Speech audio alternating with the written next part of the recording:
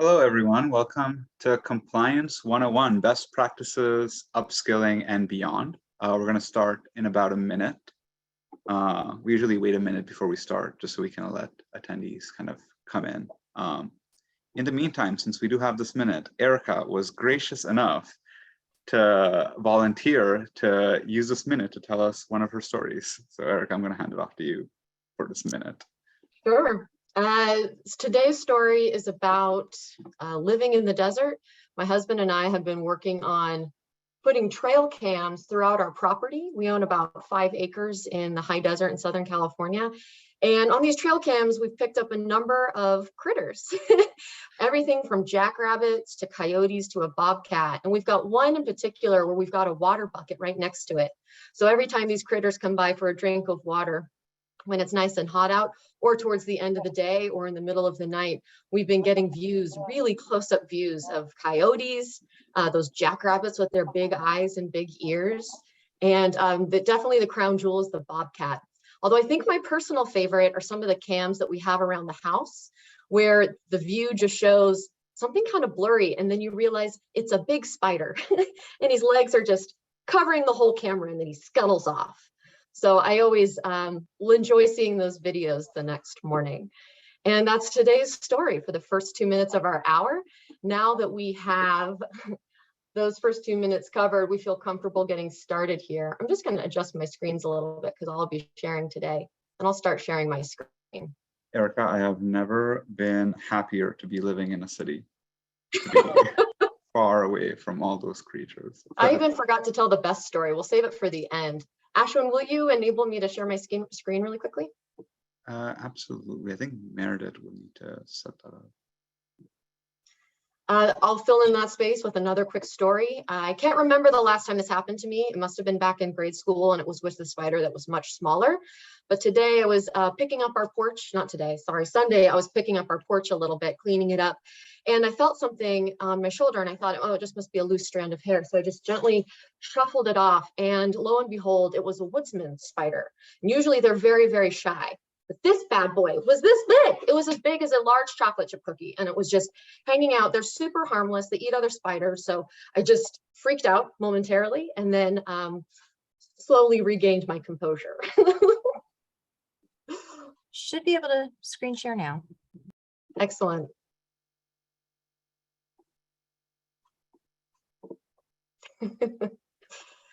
All right, let's get started today. Ashwin, you're going to kick us off.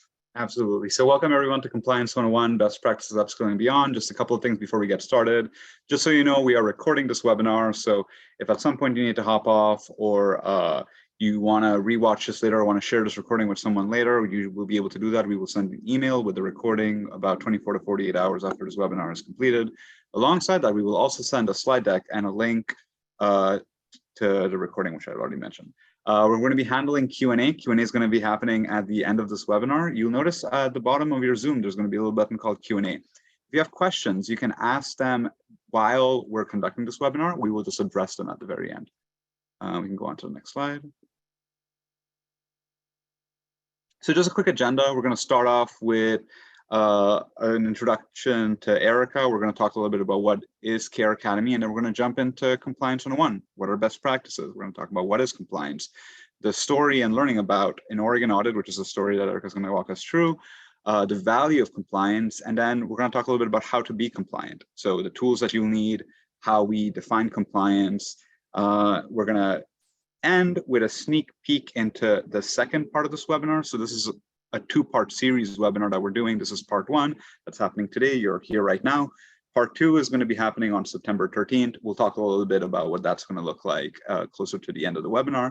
And we're going to close off with a little bit of Q&A. As I mentioned, if you have any questions in the meantime, you can feel free to use the Q&A button here in Zoom, and we will address those questions when we get to the Q&A at the very end. So very glad to introduce Erica Sessions. So I'm going to read out her bio here. So Erica leads a team to map the current regulatory and policy landscape, providing big picture strategy towards the mission to align quality care with direct care workforce development. She brings deep regulatory, policy, and project management experience, specializing in long-term care compliance. Erica is Care Academy's Director of Compliance and Policy Development. We wouldn't have reached the stage where we are at Care Academy if it wasn't for our wonderful compliance team that Erica leads. And Erica, will hand it off to you. I'm really glad that you're hosting this webinar today, and let's kind of get started.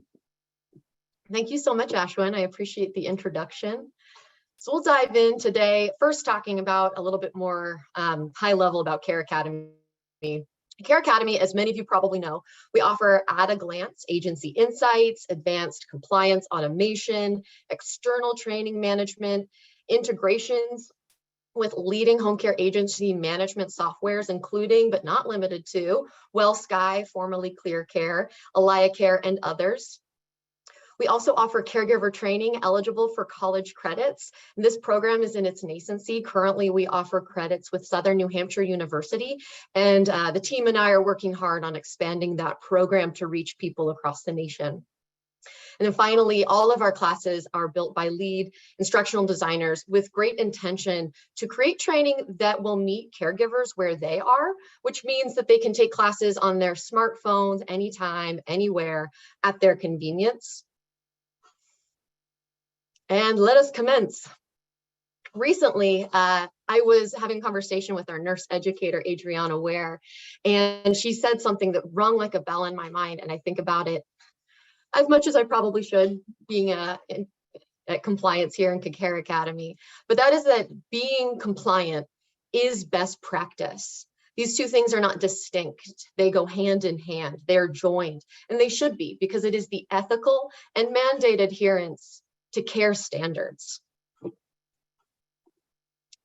So why is this important, other than the fact that it kind of mandates how we run our agencies? But ultimately, we want to understand how to rise above the base, above the bare minimum. We're currently in a really dynamic regulatory environment. I've never seen so many regs change across the nation at the same time in such a short period of time. As we know, we've been coming to a real crunch point in the industry over the last decade or so, and COVID has really put home care and the care of older adults at the center of the stage, at the center of focus. So there's a ton of regulatory oversight being manipulated, changed, and updated to reflect what we really need in order to excel as a healthcare industry.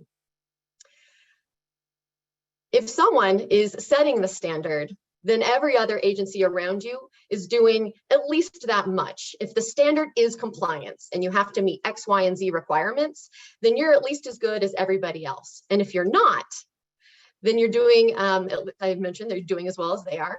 If you're doing the minimum, then you're probably below the curve, or you're in the middle of the curve. And if you're going above the minimum standard, then you're differentiated. And this ultimately will impact any organization's ability to recruit and retain talent and clients. Well, what if there are no requirements? Why does the base matter then? And this is relevant for about 22 states for private pay non-medical home care, where there are no requirements. It's the Wild West of healthcare. Without a base, you're either part of the pack or you're leading the pack.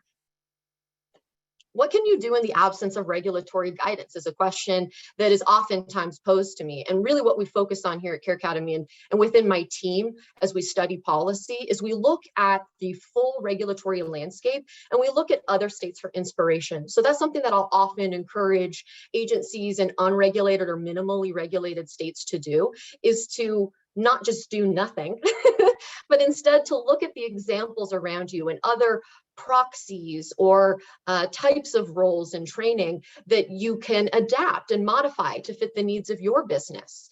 And some examples that I like to lean on are the home health aide training requirements, which are a minimum standard to participate in Medicare. I would say about 22 states, serendipitously, the number happens to be the same. About 22 states go beyond that federal minimum standard for home health aides. And in those unregulated states, it may be a bit overkill to do 75 hours, but you can certainly have a training program inspired by or in pursuit of, which we'll talk about more in part 2 of this on September 13th, of those federal minimum standards for care and training in order to provide that care. Another good example would be the dementia care training requirements in states like Florida. Florida has really robust dementia care training, and they have it tailored to care settings. So there are about a dozen different sets of requirements, and they all require approval. But if you're just looking for inspiration, their competencies are available publicly on their website. Another great example is Illinois. They've been making strides in the last couple of years around mandating dementia initial and annual training for both caregivers as well as administrators. Kentucky last year approved a new rule for dementia care training that it has to meet certain competencies and be approved. I should mention that for all of these states, Florida, Illinois, and Kentucky, Care Academy does offer solutions. And then Washington also has a really robust dementia care training requirement. While Care Academy doesn't meet those requirements today, we look to that curriculum that Washington offers to define how we think about dementia care and the content that we provide. So even Care Academy is using examples from states to develop our own set of best practices, since we do have to comply with so many different requirements to support all of our different types of customers. The third example I'll mention is cultural competency, which is still pretty nascent, although it's been a really imperative topic in the practice of nursing and certainly in the industry in the last several years. And California and Nevada both have requirements for cultural competency. California was first. I believe Massachusetts, I didn't mention here, also has some requirements around that. They're really great as far as a starting point, but I really like looking to Nevada. They also offer their competencies publicly because you need to in order to get approved. Care Academy is in the process of submitting our content for approval as we speak. Nevada's competencies are robust and they cover a large swath. So when you look at these areas, like, I don't even know what to start covering if I'm in an unregulated state, or maybe you're in a regulated state, but you're starting to offer dementia care, but your state doesn't have any mandates for dementia care. There are a lot of really great examples out there for how you as an agency can consider tinkering with your training program and starting to go beyond that base, beyond the bell curve, and start differentiating yourself as a cutting edge best practice provider.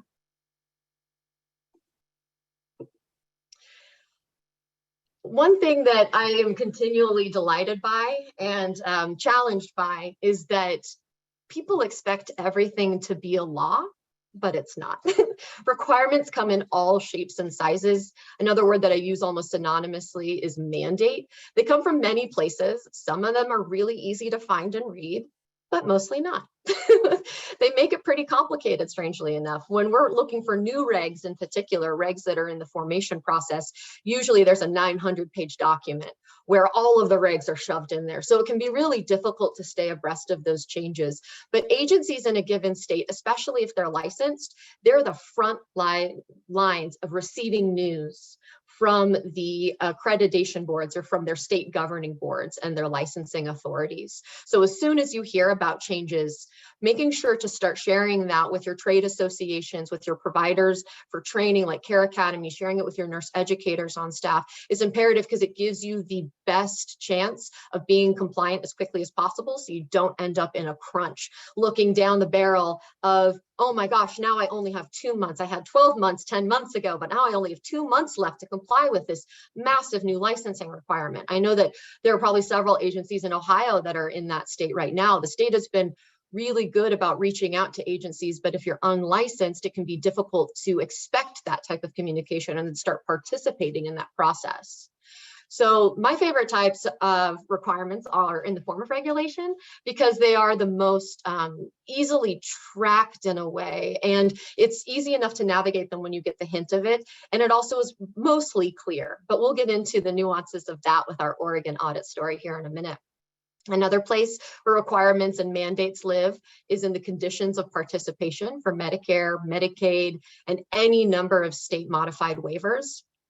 There are also mandates from trade groups and trade associations, including the national associations or individual chapters. You'll also see mandates from corporate franchises. You know, if you join a franchise, corporate will often have what they require, which goes beyond compliance. Either they're working to meet a minimum standard across all states or several states, or they want to go that step beyond and they're already thinking beyond the bell curve. And then finally, my personal favorite, because it is the biggest challenge, is the interpretive guidelines. And interpretive guidelines at best are written down in a document in line with the regulations. And the interpretive guidelines are basically the state's way or the governing board's way of saying, this is what we expect you to do. This is what the law says, this is what we expect and how it shows up. And I'm sure many people on this call know from experience getting a surveyor in-house and feeling really confident, really ready for their audit as well as they can. And then the surveyor comes through and says, this doesn't meet that, that doesn't meet this training requirement doesn't cover everything. Where's hydration? You're thinking, oh my God, what do you mean it doesn't cover hydration? Of course it covers hydration. Where is hydration again? And you find yourself wondering, where did this come from? And the answer is, it comes from anywhere and everywhere. And it's a challenge to stay abreast of it. But that's why communication is so important. We'll touch on that here in a moment. So compliance can really help navigate these changing goalposts. I had mentioned and alluded to this case in Oregon. Essentially, one of our customers in Oregon was audited, and a once compliant curriculum that had been active and live throughout agencies in Oregon among our customers, it was compliant, and then one day it wasn't. But the regulations hadn't changed. The goalpost had changed. So we quickly collaborated and started working together, myself, my team, and the agency in question, and then some peers of the agency in question, because they wanted their other collaborators to be in the know, other sites, other locations. So working together, first on a weekly basis, and then thereafter on a monthly basis, we sussed out exactly what was needed for compliance, and we delivered it. We had to provide a quick solution because, as all of you know, going through a survey, they give you a time to remediate. They give you that period of 30 or 60 days. If you're lucky, probably it's much less in most cases. I think in this case, it was 10 to 30 days. It was quick. We worked to pinpoint and focus on exactly what was needed. We delivered a solution, made it compliant.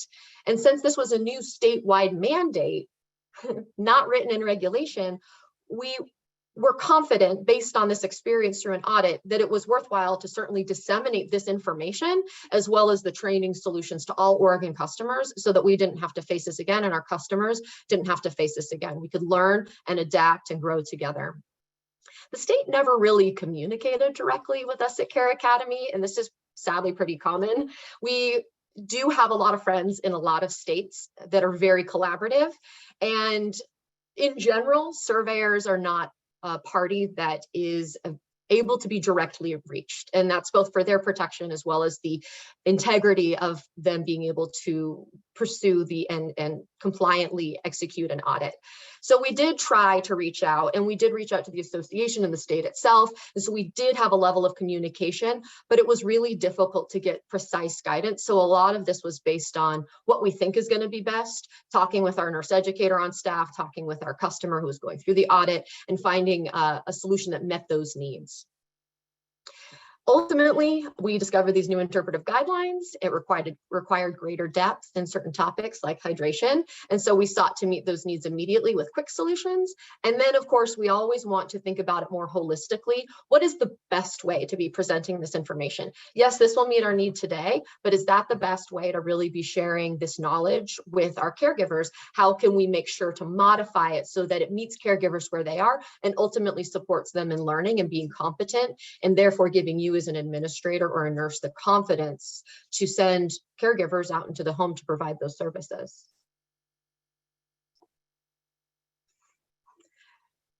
The moral of the story is not just interpretive guidelines, but really that communication got us to the place where we could interpret those guidelines. And here, I can't stress enough, maximize your communication with surveyors and regulators during surveys, during regulatory processes, whenever the state reaches out for stakeholder input. That's you. You're a stakeholder. Your input matters. It is super important, both at the federal level, if you're certified with CMS, or at the state level, if you're licensed, or even if you're not licensed yet, but maybe you're working with a trade association. Your input is integral to making sure that this healthcare landscape changes in the way it needs to change, and in the ways that you know it needs to change. Surveyors hold a lot of value for administrators because they're so hard to get a hold of, and because their information is so deep and simultaneously so broad. They're the first in line to learn about compliance mandates and changes pretty much before anybody else, because they're the ones out there enforcing it. So leverage those connections in your communication. Take learnings for new rules and expectations to your training partners like Care Academy, to your office integration systems, to your trade associations. You want to ensure the most compliant solutions are available to you as quickly as possible. And ultimately, administrators can utilize and leverage your relationships with approval and licensing boards to stay abreast of those best practices. Finding my mouse, she disappears on me. So what's the point? Good, we want to be in compliance. We just want to meet those surveys. The point goes beyond that. The crown jewel is to ensure and guarantee quality care. And that's like the core of it. And then we've got this whole orbit of other things around it. And compliance really is a big bolster of that, or can be, depending on how we use it and leverage it and go beyond what's minimally required. To demonstrate the connection between training, those educational interventions, just-in-time training, competency verification, and ultimately those clinical care outcomes and how that end recipient is improving over time. You want to have a powerful enough training program to ensure and guarantee employees perform at the highest level, which it's super hard today, more than any other day in history is probably the case, just based on the state of the world. I mean, we've all heard it once before, we'll hear it again. Recruitment and retention is a real challenge. So it can be really difficult to guarantee employees perform at the highest level when simply acquiring and training them is a big challenge. And some of the things we're learning today and in the next session on September 13th will help us pursue that recruitment, that retention, that upskilling to ultimately help your agency and the caregivers therein perform at the highest level to ensure quality care. Ultimately, this will demonstrate the value of home care services to the industry. We know there's been a lot of press recently on home care, more than ever before, but it seems to be never enough as this industry is continually taxed, in part by regulations.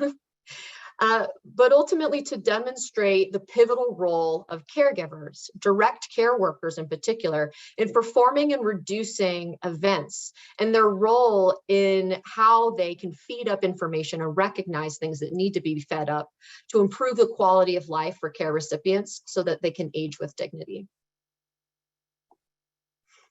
So we're going to dig into some more compliance tools and tips. We've discussed a few so far to communicate and leverage connections. Talk to your contacts, bring in your nurse educators, bring in your peers, your fellow business owners, surveyors if they're available to you, and regulatory boards. You want to share your findings with your training program, what shape that takes. In a lot of cases, it's in-person training with a nurse educator. Sometimes it's an online provider like Care Academy, but you want to share those changes as quickly as possible with your training program so that you can be sure that they're aware of it and they can help you meet that need. Now we're going to dig into process integrity. We're going to define compliance, and I'm going to pose some questions for consideration, and I'll encourage you to chat in. And then we'll talk a little bit about documentation. True story, another story. I, Erica Sessions, was a willful youth with much energy. This is a picture of me when I was particularly willful. I was a freshman in high school in that picture. And around that time, I learned what integrity was. My mother approached me one day during the summer and said, Erica, I am sending you to super camp. And I was like, whoa. At first, what is this super camp you speak of? And actually, don't bother answering that first question. I'm not going. And she said, yes, you are. And I said, okay, you're the boss. And I learned that super camp was a 2-week program where junior high and high school students could go to camp to learn leadership skills, problem solving skills, communication and collaboration, and overall teach you ways to learn, study, memorize, and really grow within the burgeonings of a career, within the beginnings of your career, which really starts with that sort of core education. So I remember sitting at super camp in one of the lecture halls where we're sitting down. It's me and all my new friends, maybe the end of week 1, about to start week 2. And the presenter is up on stage and the presenter says, today we're going to learn about integrity. The presenter did that. I'm like, why is that person clapping? The presenter shared with us that integrity is when our actions and our beliefs match. And basically that is the commitment to what we believe in through our actions and our everyday existence. Simply saying something doesn't mean you have integrity. Simply doing something doesn't mean you have integrity. Aligning our beliefs and our actions, that is the integrity. And so when I think about compliance, I often think about integrity because process integrity, The commitment simply in the process itself goes a really long way. Simply showing that you're considering, that you're thinking about it, drafting your beliefs and communicating and documenting that, and then committing that to action, putting it in written word, sharing it with your team, putting it out there for your clients to see, putting it and embedding it into your training programs, your orientation, your annual training. That is process integrity. It's applying integrity to our processes. That same thoughtfulness and commitment that we align with our everyday actions, policies, procedural development, habits. It ultimately all enables us to feel confident in our decisions and in our accountability, which is basically what compliance is. A surveyor coming through and saying, you're responsible for these things, show me you're accountable. And then you as the administrator say, cool, I know I am because I've got good process integrity. Other ways that I think about it, and I think often too of this quote, that actions speak louder than words. I remember when I was a girl, my grandma was a seamstress and she taught me needlepoint at a really early age. And the very first thing that I ever sewed was a cross stitch of that quote, actions speak louder than words. And that was really embedded in my mind from a really early age. Another quote that I really like is, do what is right and let the consequences follow. And that ultimately speaks to the fact that confidence is courage. And when you're confident in your decision and you commit to a decision, that is courageous. There are a lot of people that get locked into the sort of paralyzation of ambiguity and therefore have difficulty making decisions. But as long as you think it through and you have a defensible argument, you can commit to that and then deal with the consequences as they come. And I can guarantee if you've put some good thought into it, the consequences will be manageable because you're already most of the way there. I learned this recently at a compliance seminar, and I love it because it makes me feel a lot better about the fact that there are infinite number of requirements and mandates out there, and it is impossible to be 100% compliant. There's always a risk gap. And therefore, we are going to learn about a handful of tools that can help to mitigate risk through identifying and categorizing those risks and ultimately working to solve those. And a big part of that is that documentation is critical. It is the key to success in compliance. You need to combine documentation with process integrity to ultimately create the most powerful tool that you get to wield in compliance.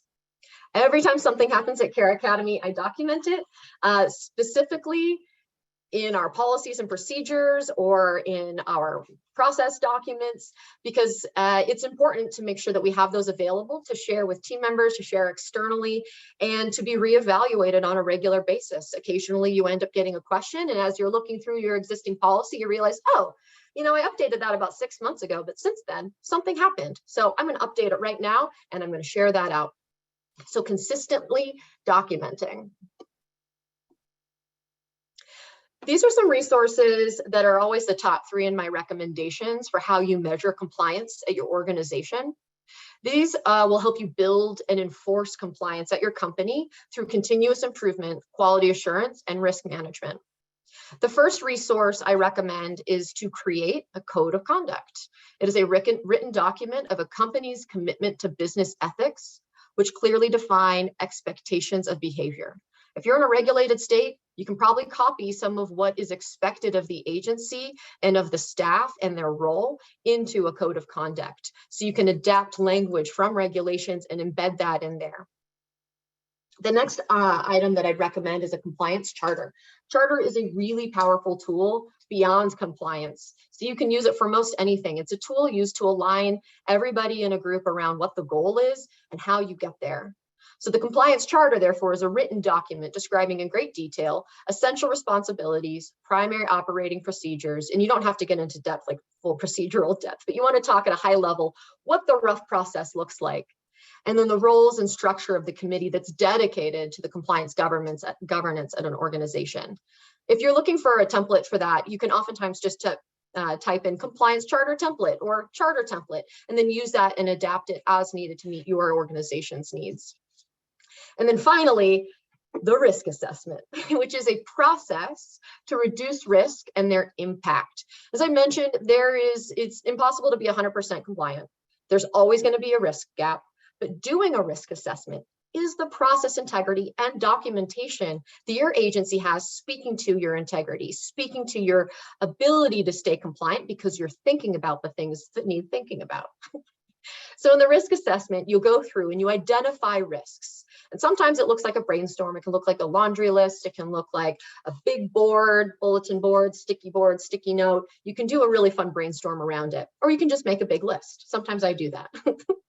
The next step is to then analyze that risk. And there are some great tools out there for how you can think about, well, how do you even start analyzing risk? Well, you can think about the levels of exposure. You can also rate it on a scale. And in that scale, you'll want to define kind of like a grading rubric, what earns what grade, and therefore where it ranks with risk. Then you work on mitigating that risk. Based on your analysis, you then reprioritize the list from top to bottom to instead highest risk to lowest risk. And when it comes right down to it, you put your energy into the high risk items. You put some energy into the medium risk items, whether it be scheduling attention to it for later on or addressing it as part of a larger, higher risk item. And then for the low risk items, you simply want to monitor those, but you don't necessarily need to change anything because they're low risk and they pale in comparison to those red flag high risk items. Then you want to work on communicating risk, and that's communicating throughout your organization. If you've got a board of directors, if you have a leadership team, an executive team, and then ultimately as applicable to the rest of your staff. And then you want to go through and monitor your compliance program and those risks, and then reevaluate. Set in advance a meeting every quarter or every half year or every year or every 2 years, as long as you have a cadence that makes sense to your organization and you're sticking with that and you show integrity around it. Having that good faith effort is really one of the most important aspects of being compliant and demonstrating that you're being compliant. Yes, you want to show up with as much as you can on day one, but simply showing that you've gone through the steps to address everything else is really powerful. Now I want to introduce some questions. I'm going to leave some space for folks to look at these and jot them down, take a screen cap, and really think about these questions. We'll share these out after the webinar so that you can have them in front of you and consider them as we have a gap between this session and the session on September 13th. So specifically as it pertains to staff training and competency for quality care outcomes, how do you define compliance? In your perspective, what does a compliant organization look like? And how are you aligned with that vision? Where are there gaps with that vision? As your organization grows and undergoes change, what else do you consider? What's at the top of your list?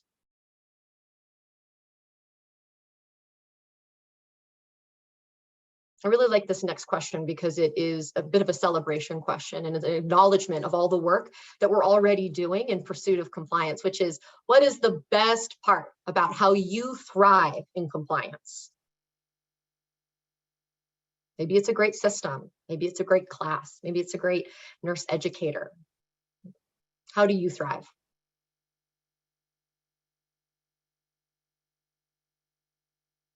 What is the biggest opportunity in your compliance program? We've learned some tools, we've learned some basics, we've learned how to take it to the next level in some ways as we consider risk more holistically and consider who we can be communicating with. What is the biggest opportunity that you see for your organization in their compliance mission?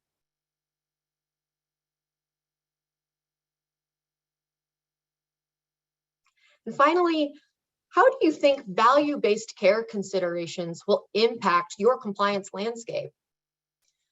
The American healthcare system's paradigm has shifted. It has shifted in a big way for the first time in generations, from volume-based care to value-based care. And this has been part of the way we operate for pretty much since the implementation of the ACA. But for some of us, it's been more distal. And for others, it's been in much closer proximity to how we operate. So as you think about that paradigm shift and where your organization is on the landscape and on the spectrum of care, how do you think value-based care, quality care will impact your compliance landscape and how you want to operate?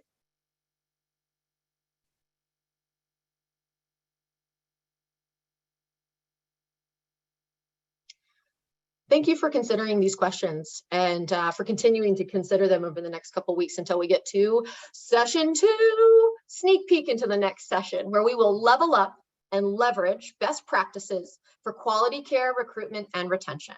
This will take place on Tuesday, September 13th at our usual time of 10 a.m. Pacific, 1 p.m. Eastern Standard. In this session, in the next session rather, we will level up beyond best practices. We will identify and seize opportunities within the compliance landscape to upskill your direct care staff, do good work, and have a strong business. So we'll learn how to leverage that minimum standard and level up. How do we take what we already need to do, put a little extra onto it, turn it a little bit, put a little package around it, tie a bow on it, and send it out and use it to make an even bigger splash in your business. So we'll leverage those existing requirements to offer additional focused training and certifications. And we'll use professional development and education opportunities and how we can use our training program to recruit and retain staff. We'll also talk about how to showcase your education as a differentiator and how to ultimately use all of this to ensure confidence in the quality care you're delivering through quality training. And if you have time and if you're looking for a new book, I'd recommend Book Club, Building an A-Team. It is by Whitney Johnson. It's an excellent book I read within the last several months, and it's about how you can take top talent within your organization and keep it. How do you retain top talent? Where can you place people? How can we talk with them? How can we consider each person as an asset, and how to ultimately help that person become their best self and ultimately fuel the company in having a really strong workforce? So with that, we've come to the end of our slides. And so I'd like to open it up for questions, invite Ashwin back on video.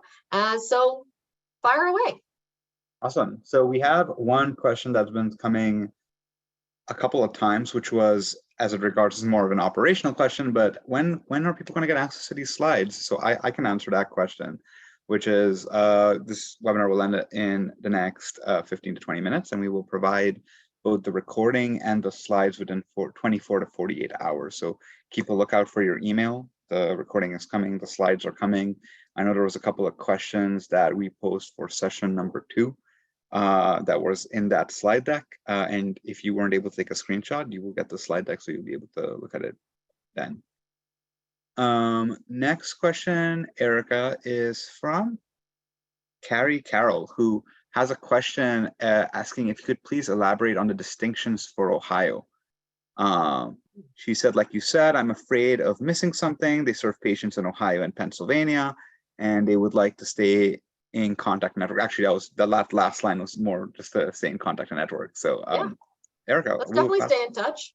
For a quick summary, in Ohio is one of the 22 unregulated states, and it's soon to be one of the 28 regulated states, or soon to be 29. Ohio has a space for private pay non-medical agencies to operate without licensure, but starting October 1st, agencies will expected to be licensed, and they will have to follow compliance guidelines in one of 4 categories. The first category is simply being Medicare certified,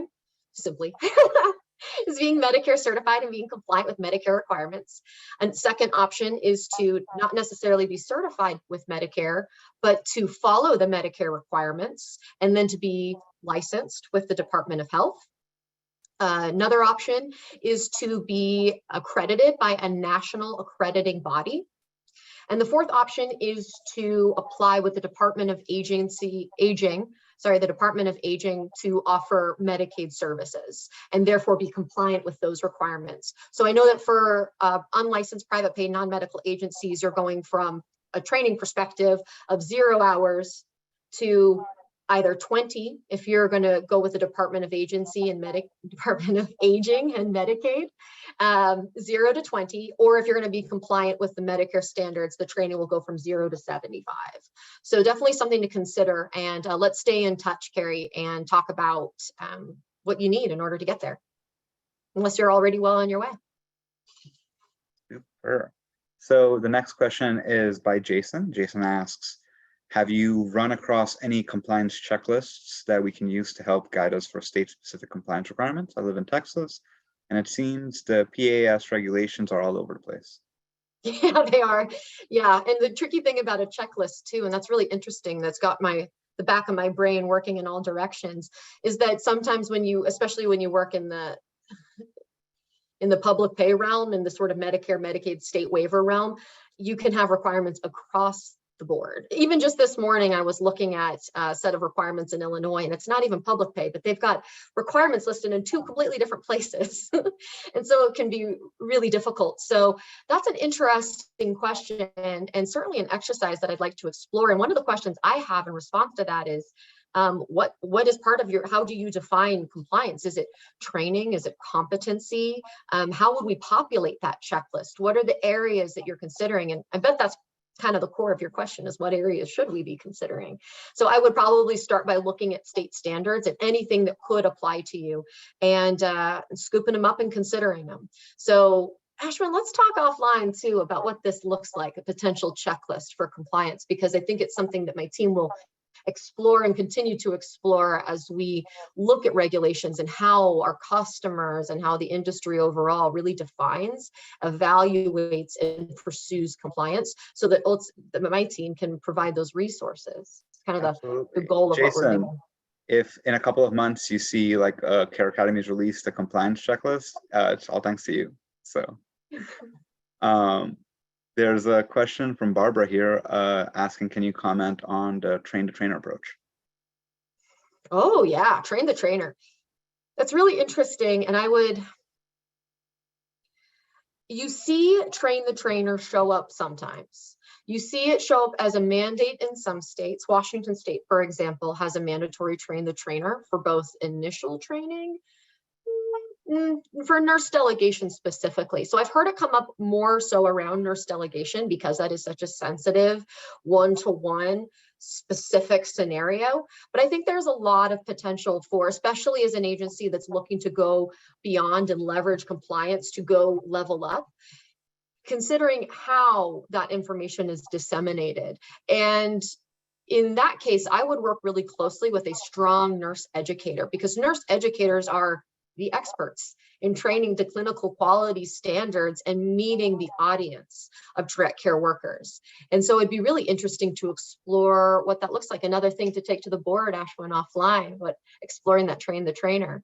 And I'm sure that I'll have a discussion with our nurse educator afterwards, because I'm certain that she's out there thinking already. So as we come up with any ideas or follow-ups around that, we'll be sure to touch base. Sure. There's a good question here from Tina, who just sent one in saying, we are in Vermont and currently it's a non-regulated state. I am concerned that we are not where we need to be with compliance. I'm finding that classes are not quite what I'm used to when working with organizations as an employee. I'd be really curious to know what that gap is, what the delta is between what you expect and what you're doing now. I would also lean back on looking at other states as examples, and maybe in the form of the code of conduct and the compliance charter, you can begin to start illuminating what are those qualities that you want to bring. What are the clinical quality standards that are at the front of your mind, potentially highest risk, and how do you go about addressing those? You may also consider, in addition to training, how that fits with culture. And that can also lean back to that previous question about train the trainer, is how do we imbue our culture and our consideration and the way that we lead this industry into everything that we do, into how we bring in new educators that will be training our staff, because ultimately it's all of those throughputs that lead to the caregiver deciding this is a place where I feel good and I feel confident and where I want to stay and continue committing my time and my energy to, as opposed to picking up and going somewhere else. So I think that that's part of the process integrity that we've been talking about, which is starting to brainstorm what that could look like. Where are you today? Where do you want to be, and how do we start mapping how to get there? So then communicating that outward and sharing that with your team, and as applicable, taking in input. It's incredible how useful the minds of our peers are, crowdsourcing, looking to our frontline workers to provide input, because sometimes that input is the most impactful to how we operate and how we can make things better.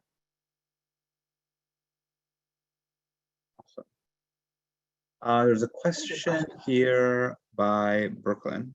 Going off Jason's question, I would be looking for a checklist for North Carolina for the overachievers.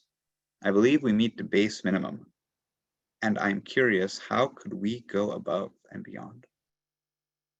North Carolina, let's add it to the list for our pilot states where we're going to test out checklists. Because North Carolina is interesting. Their requirements are, they do have a minimum standard. The minimum standard is really minimal. It's pretty much client rights and infection control. And so in that case, Care Academy has actually gone ahead and said, you need these 2 for compliance, but we recommend you also take these 6 others, which are really important to understanding how to do what you're doing and who you're doing it with and how to be successful.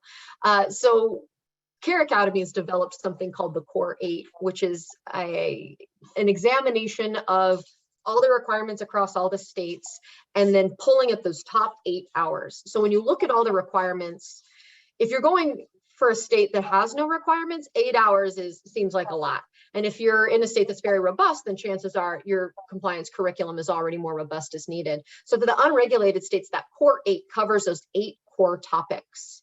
And so it'd be interesting to explore not just the checklist of what's mandated and required, and make it dynamic depending on which setting you're in, because the requirements will change from setting to setting if you're in an unregulated Vermont versus a regulated Texas. But to also layer on, here's how you level up. Here's the next thing you should be considering. Here are other settings in your state and what their checklists look like. Do you want to adapt any of those into yours? So that's a really interesting concept, a checklist, and potentially with compound resources as well that can help you get there. Some really good questions. There's a couple of questions that are very specific to Care Academy. So Leslie is asking, we use Care Academy for our training.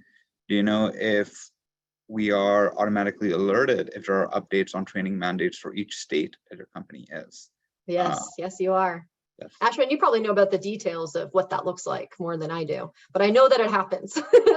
Yeah, we do. So the way that it works, especially in regardless of what package you're in, Care Academy is committed for whatever compliance requirements that are existing in your state. Every package that we have will meet the bare minimum.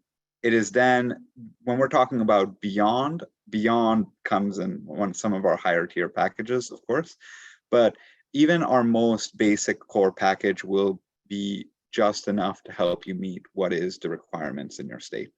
And as it relates to alerts, if there are ever changes as it related to the training mandates in your state, we will alert you either through in-product messaging plus email alerts. So the one thing I tell all Care Academy customers is, I know that sometimes we will send emails as it relates to some of these webinars. Those come from a separate email address from the email address that your alerts will come from. So I would just keep, for Care Academy customers, I'd keep that email address switched on to make sure you're up to date with all the alerts that you need to get as it relates to changes, as it relates to mandates. Recently, there was a training mandate change that happened in Kentucky. Erica made mention of that, and we made an alert just about a week back as it related to a big change that happened in Kentucky related to dementia training. We're soon going to have an alert that is related to Nevada, and everyone's going to be alerted about that. People who are in the state of Nevada, who have caregivers in the state of Nevada. So long answer for yes. So. Yeah, I'll mention too, I'll put a plug in for the Care Academy team. We love it when you tell us something is changing. If you hear a rumor, if you get a document, if somebody tells you something, if you sit in on a state governing board webinar and you learn of something new, share it with us as soon as you know about it. Agencies and licensed entities, like agencies, are the first to know about changes. And then Care Academy will endeavor to meet those requirements. And as we meet those, we communicate that outward. And we are really glad to have such strong collaboration from our customer base, who is super vocal about telling us when something's changed or how they need their requirements covered in a new or different way. And it is that line of communication that enables us to work together in pursuing compliance and then ultimately helping to change the regulatory landscape so that it's more holistic and global instead of this sort of confusing piecemeal nebula. So as soon as you learn about something, please share it. Our customer success team is excellent about filtering that up. Our sales team is excellent about filtering that up. We always get really great input from our customers. Here's a question from Paula. Is there a way to look up the requirements for your state and Care Academy? If so, where can I find it? Coming soon. We're working on it. For now, definitely reach out to our customer success team. They'll be able to share with you what we refer to as our compliance crosswalks, which is a table that maps the regulation with the recommended class. So stay tuned for some updates on our platform that will eventually be able to show what your requirements are by state. The way that you can view that today is by looking at your compliance curriculum, and as you meddle with that compliance curriculum, if there's a required topic, then it's in that view. And if you remove a class and a required topic with it, our system will alert you. So that's the way that you see it today, and there will be evolutions to come. Awesome. More of a comment by Rob, and more as it relates to the checklist. Here in California, we seem to have more than enough regulations to share with others. I don't know if a checklist is realistic, but certainly would be welcome. Yes, I was working through California's assisted living, otherwise known as residential care facilities for the elderly requirements the other day. And man, oh man, I feel like every time I look at them, it's like I'm starting from scratch and having to relearn myself on what those are. So yes, compliance checklists, the challenge is inherent. I think it was like slide 7 where we talked about where all these mandates come from. But certainly I think a worthwhile opportunity and a worthwhile challenge to pursue. Super. Question here by Philip. Florida law requires HIV CEU annually. And this is more of a question of how to set that up in your care. I believe this is your Care Academy account, Philip. I believe you must be a customer, and that's why you're asking how to set it up in your account.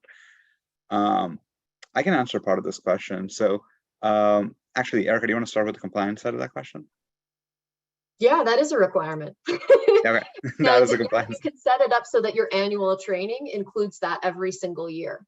And I believe that our annual training, we usually preload the first year, and then every year after that, we strongly encourage for full compliance that agencies adapt that themselves. Annual training should be very specific to the caregiver, the client population, the agency's considerations. And so, yes. Yes.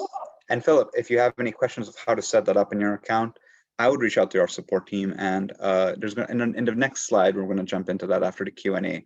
It says how you're able to reach the support team, but you can do that by emailing hello@careacademy.com. And they are great about getting back to you super quickly. You should hear back within 24 hours, and they'll give you clear instructions in terms of how to set it up if you're having trouble setting up yourself. We have 6 minutes left, and there's a couple of questions still coming in. There is a question by Gopal Sharma saying, autism isn't covered under HHA online training. Will Care Academy add this topic in the future? It's a great question, and probably. I can't speak specifically to the hard-coded stuff on our roadmap. It's something that I'm still that we're consistently working on, but I know that autism and developmental disabilities, intellectual disabilities have all come up quite a bit in terms of requests and interests over the last several months to years. So it is an area that we are definitely looking at, so stay tuned. Super.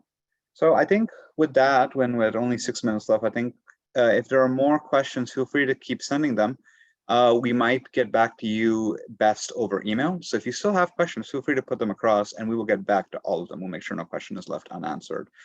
Now, if you are a Care Academy customer and you still have questions, you have questions about what package you're in, you just have a query in terms of better utilizing your account, this is the email address of who our customer's account manager is, who's Kelly Saintis. This is her email right here. Feel free to email her if you have any questions. Let's say you're not a Care Academy customer. You can head out to careacademy.com/demo. And if you fill out that form, you will be connected to the training consultant of the state that you're in, and they'll be able to not just give you a detailed overview of kind of how our product works, but they'll also be able to give you a compliance crosswalk, help you better understand what the compliance needs are and what kind of specific training or classes kind of make sense based on the care setting that you're in, as well as further complexities as it relates to whether you're private pay or public pay, or what do you name your caregivers and things like that. So you can book a demo there. Also, if you've sat through this webinar and you decided, hey, I want to talk to a training consultant to have a much better understanding of what the compliance is in my state, and I want to talk to a Care Academy training consultant to talk about this, you can just email us directly, which is at teamcareacademy@careacademy.com, and we'll reach back out to you. But if that is it, I just wanted to give a quick thank you for everyone who stuck by us. We still have over 70 plus attendees who are still listening till the very end. At our peak, we were at 100 and something. So thank you for sticking till the very end. And thank you so much, Erica, for leading this session. One quick reminder is September 13th is going to be our second session. So have a look out. You will receive an email, because as you register for the first section, you register for the second one. If you can make that one, wonderful. If you can't make that one, we will also send a recording for that one as well. So thank you very much, everyone. 3 minutes left. Thanks, everyone.